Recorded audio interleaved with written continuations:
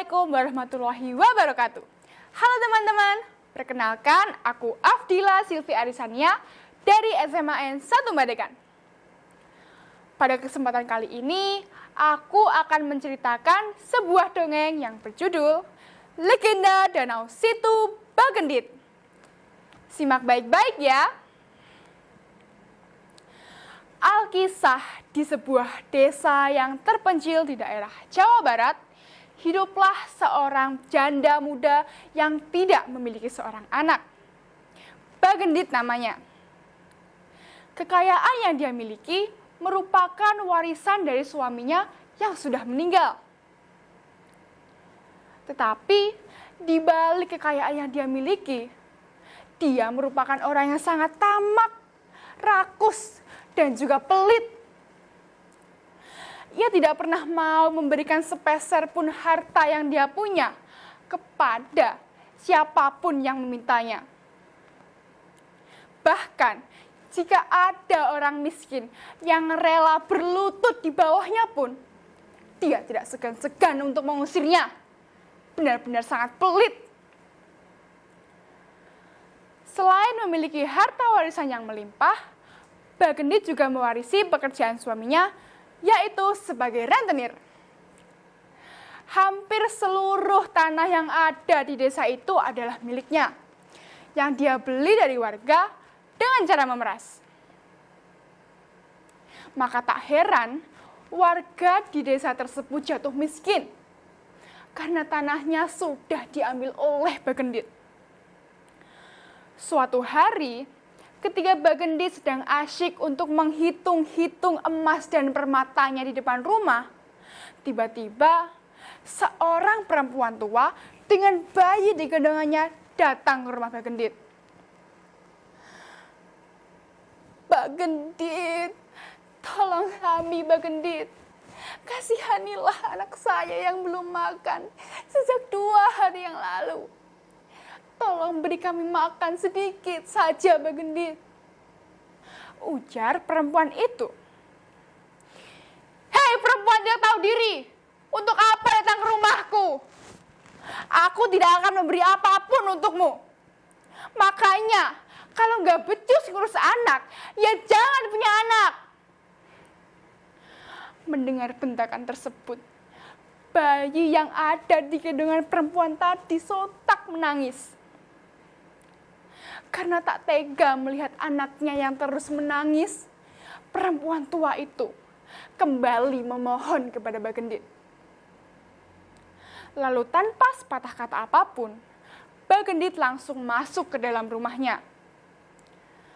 Alangkah senangnya hati perempuan itu, karena mengira Bagendit akan mengambilkan makanan untuk anaknya makan. "Cup, diamlah anakku saya. Sebentar lagi kita akan dapat makanan," pujuk perempuan itu kepada anaknya. Tak lama kemudian, Bagendit pun keluar dari rumah. Namun, bukan makanan yang ia bawa, melainkan satu ember dengan air yang sangat penuh yang akan dia siramkan kepada 2 manusia itu. "Tiur! Rasakan kau perempuan tua. Makanya kalau disuruh pergi itu pergi, bukan nangkring di depan rumah."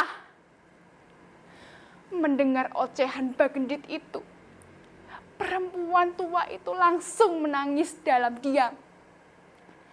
Lalu tanpa sepatah kata pun, dia pergi meninggalkan rumah Bagendit. Keesokan harinya, beberapa warga datang menemui Bagendit. Mereka ingin meminta air dari sumurnya.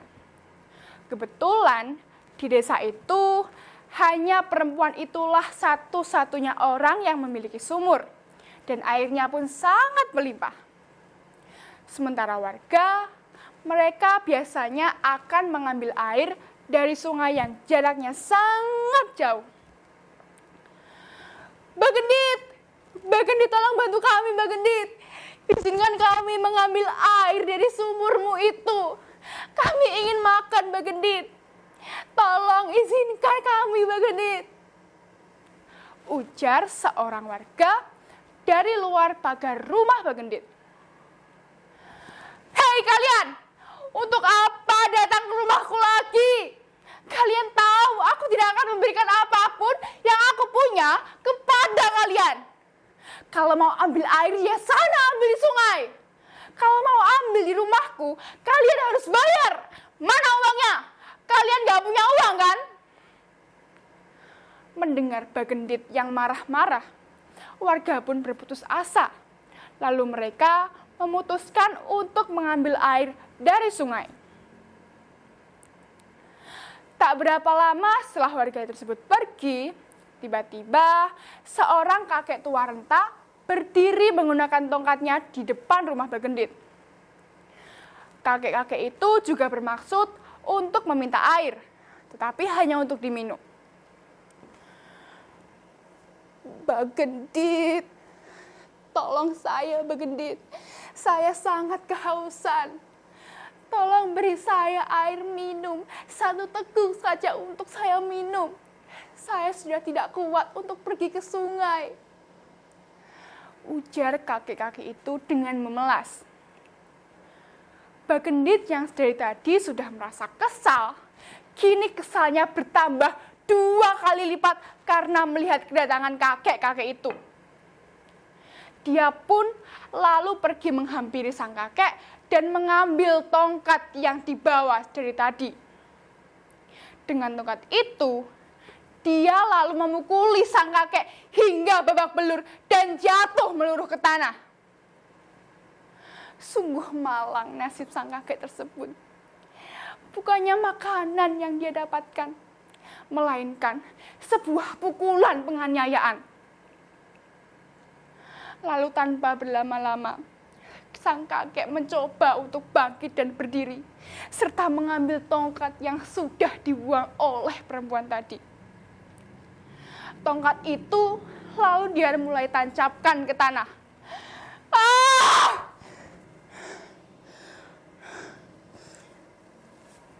Begitu ia mencabut tongkat itu, secara tiba-tiba semburan air keluar dari bekas tancapan tongkat tadi. Bersamaan dengan hal tersebut, sang kakek pun langsung menghilang entah kemana.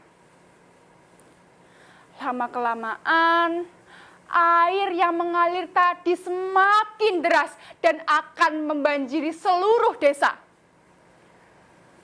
Para warga pun sontak berlarian meninggalkan desa itu. Sementara Bagendit, dia masih di dalam rumah hendak menyelamatkan seluruh harta yang sangat dia sayangkan itu. Bagendit pun meminta tolong. "Tolong! Tolong, aku tidak bisa berenang, tolong! Siapapun tolong aku!"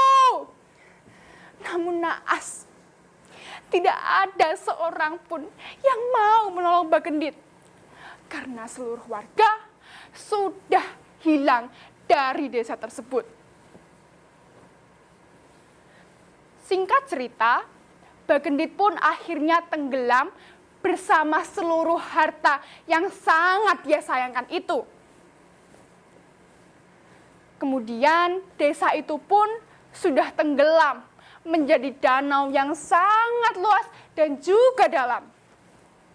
Oleh masyarakat setempat, danau itu lalu dinamai Danau Situ Bagendit. Situ yang artinya danau yang sangat luas, dan kata Bagendit diambil dari nama perempuan itu. Nah, teman-teman, begitulah cerita asal-usul dari Danau Situ Bagendit. Dari cerita tadi, kita dapat memetik pelajaran yang ada, seperti kekikiran akan harta benda dapat membuat seseorang menjadi celaka. Saya Afdila Silvi Arisania mengucapkan terima kasih. Wassalamualaikum warahmatullahi wabarakatuh.